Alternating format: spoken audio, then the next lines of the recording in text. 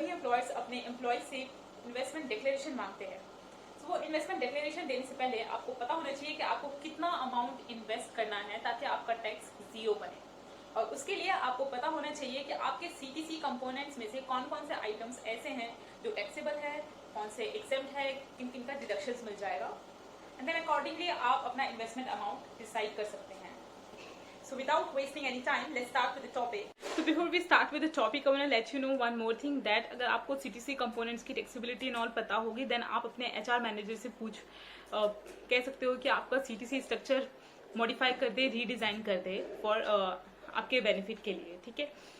सो CTC includes various components. CTC में हम 4-5 part में डिवाइड कर लेते हैं। तो उसमें सबसे पहले आता है आपका फिक्स्ड पार्ट, ठीक है, जो कि आपकी इन हैंड सैलरी का पार्ट होता है, जो इंक्लूड करता है आपका बेसिक पे, आपका DA, HRA, CCA, city compensatory allowance, या फिर उसके अलावा अगर कोई स्पेशल अलाउंस के नाम से है आपके CTC में तो वो भी आपका फिक्स सैलरी का पार्ट होता है, ठीक है, जो कि आपका इन हैंड सैलरी का पार्ट होता है, right. Next is variable part of your salary, like performance based incentives या सेल्स बेस्ड इंसेंटिव्स या फिर प्रॉफिट लिंक बोनस होगा, जो कि कंपनीज के प्रॉफिट्स होने पर डिपेंड करता है, right. Then next is reimbursement part. Reimbursements अगर आप कोई एक्सपेंस इंकर करते हो on behalf of company, then आप बिल्स के बेसिस पे उसका रियम्बर्समेंट क्लेम कर लेते हो फ्रॉम कंपनी, लाइक आपका मोबाइल बिल हो या फिर कन्वेंस हो या फिर मेडिकल रियम्बर्समेंट्स कुछ कंपनी देती है। Last one is contributions part of your salary of your CTC structure. Contributions part में जैसे कि आपका PF या ESI या फिर स्टैट्यूटरी बोनस का कॉन्ट्रीब्यूशन होता है, वो कंपनी आपसे आपकी CTC से डिडक्ट कर लेती है, तो इसलिए वो आपके इन हैंड सैलरी का पार्ट नहीं होते, राइट। या फिर कंपनी ने अगर ग्रुप एम्प्लॉयज़ पॉलिसी ले रखी है, इंश्योरेंस पॉलिसी या हेल्थ इंश्योरेंस पॉलिसी ले रखी है, देन उसका जो प्रीमियम पे होता है वो भी आपके इसी कॉन्ट्रीब्यूशन पार्ट में आ जाता है। So now let's take a look at earning components and its taxability and see कि कौन से आपके इन हैंड सैलरी का पार्ट होते हैं और कौन से नहीं होते, right. So first component is basic salary. तो बेसिक सैलरी आपका जो है CTC का मेन कंपोनेंट होता है and it is generally 40 to 50% of your total CTC, ठीक है। एंड बाकी जो CTC का अदर कंपोनेंट्स होता है जैसे कि TA, HRA एंड ऑल, ये सारे आपके बेसिक सैलरी पे डिपेंड करती है, ठीक है। And definitely it's a part of your in hand salary and ये 100% टैक्सेबल होता है। Next is house rent allowance, HRA। So HRA is given to meet the expenses of paying rent, ठीक है। तो इसका जो परसेंटेज है वो जनरली 40 या 50% होता है depending on where you live. अगर दिल्ली या फिर मुंबई जैसी मेट्रो सिटीज़ में रहते हो आप, तो ये 50% of your basic salary plus DA, इसका 50% होता है HRA का अमाउंट आपके CTC में, ठीक है। आप चाहे तो अपने CTC में चेक कर लेना, या तो 50% होगा या 40% होगा, राइट। नाउ रिगार्डिंग इस टैक्सेबिलिटी, तो आई कांट से कि ये फुल्ली टैक्सेबल है, बिकॉज इसका जो एग्जम्पशन लिमिट है वो कुछ लिमिट है इनकम टैक्स में, तो वो आपको यहाँ स्क्रीन पर दिख रहा होगा इसका फॉर्मूला कि कैसे कैलकुलेट करना है इसका एग्जम्पशन। तो HRA is part of your in hand salary. तो जो लोग रेंट पे रहते हैं वो तो आराम से क्लेम कर लेंगे, ठीक है। बट जो लोग रेंट पे नहीं रहते, जो जैसे कि अपने पेरेंट्स के साथ रहते हैं, तो उनके लिए आइडिया ये है कि वो अपने पेरेंट्स के साथ एक रेंटल एग्रीमेंट में एंटर कर लें और मंथ ऑन मंथ बेसिस पे आप बैंक अकाउंट में पैसा ट्रांसफर कर देना रेंट का, जितना आपको एग्जम्पशन क्लेम करना है अकॉर्डिंगली डिसाइड करके, एंड देन अकॉर्डिंगली आप उसको अपने पेरेंट्स के रिटर्न में शो कर देना वो इनकम, ठीक है, और आप उसका एग्जम्पशन क्लेम कर सकते हो इस तरीके से। तो next is convince allowance. Convince allowance आपको दिया जाता है to cover the cost of traveling from home to office and office to home.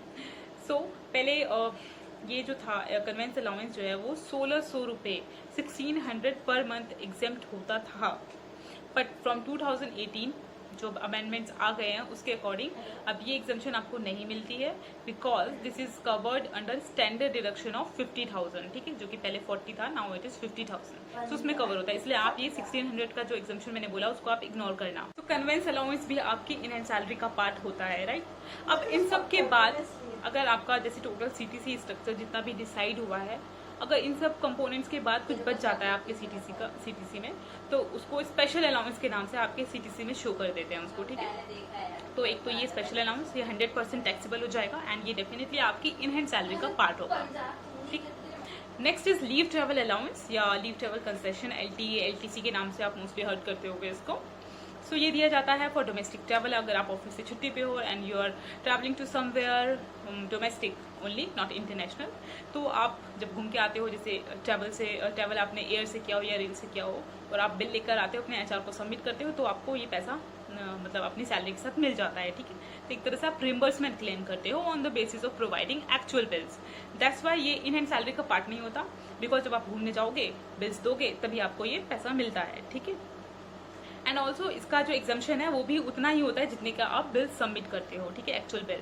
जिसका कंसेप्ट अलग होता है कि 4 साल में आप 2 बार घूमने जाओगे तो आप क्लेम कर सकते हो इस तरह का। But for this video just remember कि ये आपके इन हैंड सैलरी का पार्ट नहीं होता, बिकॉज जब आप घूमने जाओगे एक्चुअल और जब आप बिल्स दोगे तो आपको तभी वो पैसे मिलेंगे, ठीक है, in the form of reimbursements. And for exemption आपको उतने की मिल जाएगी जितने का कि आप बिल सबमिट करोगे, right. Next is group health and life insurance. Companies अपने सभी एम्प्लॉयज़ के लिए ग्रुप हेल्थ या ग्रुप लाइफ इंश्योरेंस पॉलिसी लेती है, जिनका जो वो प्रीमियम पे करती है वो आपके CTC से डिडक्ट करती है, right. So that's why it's not a part of your in hand salary. And also ये हमारी तो डेड इनकम है, बिकॉज हमें कभी रिसीव तो होगी नहीं, ठीक है। सो अबाउट इट्स टैक्सेबिलिटी, देखो ये हमारे जब हम टैक्स कैलकुलेट करते हैं अपना, तो ये हमारे टैक्स कैलकुलेशन में पार्टी नहीं बनती, ठीक है। तो आप इसको इग्नोर कर दिया करो अगर आपके CTC में इंक्लूडेड है, ठीक है। तो आप इसको इग्नोर करके अपना टैक्स कैलकुलेशन कैलकुलेट करो, टोटली एग्जाम्प्ट मान लो इसको, ठीक है। और आप सोचो कि आपने जो प्रीमियम पे किया आप उसका ATC में डिडक्शन कर लोगे, ले लोगे, तो ऐसा नहीं है, ठीक है। इसका प्रीमियम एक्चुअली में कंपनी ने पे किया है, राइट। सो कंपनी ही इसका डिडक्शन क्लेम कर सकती है, आप नहीं। Next is gratuity.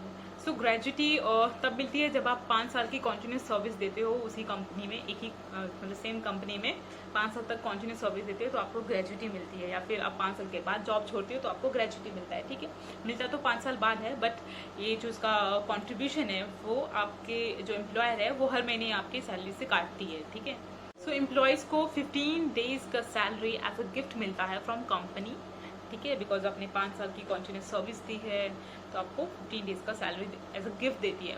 एक्चुअली में वो पैसा होता ही हमारा है, जो कि उन्होंने फंड क्रिएट किया है, हमारी CTC से कट करके क्रिएट हुआ है, ठीक है। सो जो ग्रेजुटी जो आपके CTC में इंक्लूडेड है वो आप देखना कि जनरली 4.81% होता है आपके बेसिक या DA प्लस DA का, ठीक है। तो 4.81% होगा around near by. About it's exemption, तो ग्रेजुटी जो होती है वो पहले तो 10 लाख तक एग्जाम थी, अब उसकी जो लिमिट है वो 20 लाख तक एग्जाम कर दी है, राइट। सो वैसे तो इसका जो एग्जाम्शन का फॉर्मूला है वो अलग है, वो आप यहाँ डिस्क्रिप्शन में देख लो, लेकिन मान के चलो अभी के लिए कि ये मैक्सिमम 20 लाख तक एग्जाम होती है, right. Next is provident fund, PF, ठीक।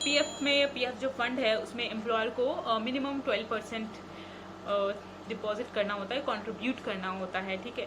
12% आपके बेसिक सैलरी का होता है, बेसिक सैलरी प्लस DA, ठीक है ना। उतना ही इक्वली जितना एम्प्लॉयर ने कंट्रीब्यूट किया है एम्प्लॉई को भी करना होता है, ठीक है। तो ये आपके इन हैंड सैलरी का पार्ट नहीं होगा, बिकॉज ये आपके CTC से डिडक्ट होके ये आपके PF अकाउंट में चला जाएगा पैसा, ठीक है। आपके बैंक अकाउंट में नहीं आएगा, आपके PF अकाउंट में चला जाएगा, ठीक है। सो ये अगर एग्जाम्शन के बारे में बात करें तो 12% तक ये जो एम्प्लॉयर का कंट्रीब्यूशन है, अगर 12% तक है तो वो एग्जाम्प्ट होगा।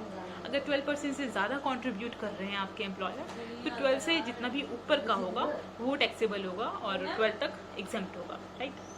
अब ये हो गई एम्प्लॉयर कंट्रीब्यूशन की बात। देन इसके बाद आती है एम्प्लॉई, आपने जो कंट्रीब्यूट किया है उसका क्या। सो उसका आप डिडक्शन क्लेम कर लेते हो 80C में, राइट। सो 80C में आपने जो कंट्रीब्यूट किया है एम्प्लॉयज़ कंट्रीब्यूशन है उसका आप 80C में डिडक्शन क्लेम कर लेते हो, राइट। सो एक तरह से ये दोनों पार्ट्स आपके टैक्स फ्री हो गए। सो इसके अलावा और भी कंपोनेंट्स हो सकते हैं, ठीक है, which I am not going to discuss in this video because ये काफ़ी लंबा हो जाएगा वीडियो। सो ये जो कंपोनेंट्स है ये मेन कंपोनेंट्स थे जो जनरली आपको हर एक की CTC में देखने को मिल जाएगा। As per latest amendment, latest law, salary income से आपको 50,000 का स्टैंडर्ड डिडक्शन मिल जाएगा, ठीक है। तो उस 50,000 जो आपको दे रहे हैं स्टैंडर्ड डिडक्शन, उसकी जगह पे आपसे कन्वेंस अलाउंस का जो डिडक्शन है वो छीन लिया गया है, ठीक है। उसका आप अब क्लेम नहीं कर सकते हो, जब मैंने आपको बताया था जब मैंने कन्वेंस अलाउंस डिस्कस किया था, ठीक है। एंड आपको मेडिकल रिएम्बर्समेंट जो 15,000 की मिलती थी एग्जाम्शन वो भी हटा दी है, बिकॉज स्टैंडर्ड डिडक्शन में क्लेम हो गया, ठीक है। तो देखा जाए कि 50,000 का जो स्टैंडर्ड डिडक्शन दिया है वो बेनिफिटेबल है, बिकॉज आप 1600 × 12 कर लो पर मंथ, ठीक है। तो 19,200 आएगा, ठीक है, प्लस मेडिकल रिएम्बर्समेंट यानी जो 15,000 मिलता था, इन दोनों को कंबाइन करोगे तो 50,000 से कम ही है। सो आपको बेनिफिट ही है 50,000 का स्टैंडर्ड डिडक्शन जो गवर्नमेंट दे रही है, right. This city compensatory allowance होता है CCA, जो कि cost of living in another city के लिए दिया जाता है, ठीक है। तो ये जो कंपोनेंट है ये आपका फुली टैक्सेबल होगा एंड ये वेरी करता है depending on the city and the grade of your पे, राइट। सो कंपनीज पे भी डिपेंड करता है कि कंपनीज इन अलाउंसेस के अलावा भी और भी अलाउंसेस आपके CTC में इंक्लूड कर सकती है, जैसे कि कुछ कंपनीज में यूनिफॉर्म्स होते हैं तो यूनिफॉर्म अलाउंस ऐड कर देती है, ठीक है। तो इस तरीके से और भी कंपोनेंट्स कंपनीज ऐड कर सकती है जो कि फुली टैक्सेबल होंगे, ठीक है। Now something about reimbursements. Say for example अगर आप रियम्बर्समेंट क्लेम करते हो, जैसे कि आप अपना मोबाइल यूज़ करते हो फॉर ऑफिशियल पर्पस, तो या तो मोबाइल रियम्बर्समेंट्स आपके CTC में इंक्लूड होगा या फिर आपको अलग से दे दिया जाता होगा, maybe on the basis of bills submitted by you. So अगर आपकी CTC का पार्ट है मोबाइल बिल्स रियम्बर्समेंट्स, तो वो आपका टैक्स फ्री परक्विजिट कहलाएगा, ठीक है। इसको अलाउंस नहीं कहेंगे, टैक्स फ्री परक्विजिट कहलाएगा, ठीक है।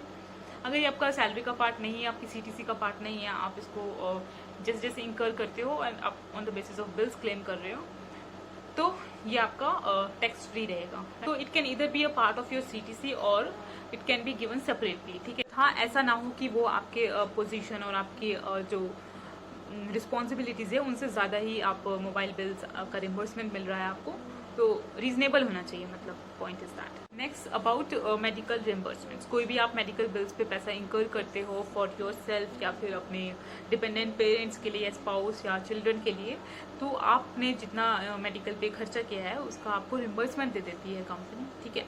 तो पहले इनकम टैक्स में ये 15,000 तक का एग्जम्पशन मिल जाता था on the basis of actual bills, but अब ये वाली जो 15,000 की जो एग्जम्पशन है वो हटा दी है, बिकॉज ये स्टैंडर्ड डिडक्शन में इंक्लूड हो गया है। जो 50,000 का स्टैंडर्ड डिडक्शन है उसमें इंक्लूड हो गया। इसके अलावा हो गया ट्रेनिंग रियम्बर्समेंट, ठीक है।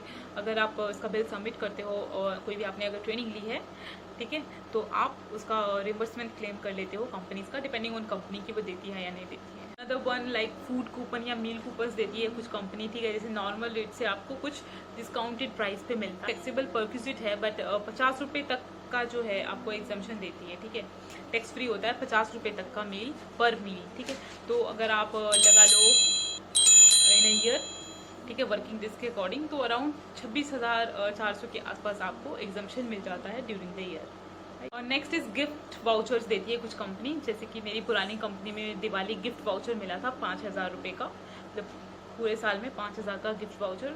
सो जो गिफ्ट वाउचर जो कंपनीज देती है अपने एम्प्लॉयज़ को, वो अप टू 5,000 एग्जम्प्ट होता है। सो जो मुझे 5,000 का मिला था वो विद इन टैक्स लिमिट्स ही था and as a CTC designed होता है, ठीक है। तो पूरा का पूरा 5,000 मेरा एग्जम्प्ट हो गया था, राइट। यस, मेन पॉइंट्स हमने डिस्कस कर ही लिए हैं। इसके अलावा जो भी बचता है, जैसे कि वेरिएबल पार्ट हो गया हमारा, या फिर ESIC या कुछ भी छूटा है, वो जनरली हर जगह देखने को नहीं मिलता है, ठीक है। तो ये सारी चीज़ें तो इंक्लूड होगी ही जो मैंने आपको अभी इस वीडियो में डिस्कस किया है। नाउ एक रफली CTC मैंने डिज़ाइन किया, अब इस पर देख लेते हैं हम। So basic salary, HRA, special allowance, ये तीनों टैक्सेबिलिटी में, ठीक है। HRA का एग्जम्पशन मैं अभी अज्यूम करके चल रही हूँ कि मेरा खुद का घर है तो मुझे कोई एग्जम्पशन नहीं मिलेगी, तो ये तीनों मेरी इनहैंड सैलरी का पार्ट होगा और टैक्सेबल भी होगा। तो बाकी जो नीचे रिटायरल बेनिफिट्स है वो सारे के सारे आप एग्जम्प्ट एंड इनहैंड सैलरी का पार्ट नहीं होगा। तो अब बचता है मेरा 7,28,000 का अराउंड टैक्सेबल अमाउंट। उसमें से मैं स्टैंडर्ड डिडक्शन 50,000 माइनस करने के बाद अब बचता है 6,78,000। नाउ टैक्स स्लैब्स में आपको पता होगा 5 लाख तक जीरो टैक्स लगता है, तो 5 लाख मैंने यहाँ से माइनस किया 6,78,000 में से, अब बचता है मेरा 1,78,000, ठीक है। तो इतने का मुझे ड्यूरिंग द ईयर इन्वेस्टमेंट करना है ताकि मेरा जो टैक्स है वो जीरो बने, ठीक है। So that's all for this video. I hope कि आपने इस वीडियो को पूरा एंड तक देखा होगा एंड इसे समझ लिया होगा एंड अकॉर्डिंगली आप अपना इन्वेस्टमेंट का अमाउंट भी डिसाइड कर पाएंगे। So I meet you in the next video. Till then, bye bye and take care.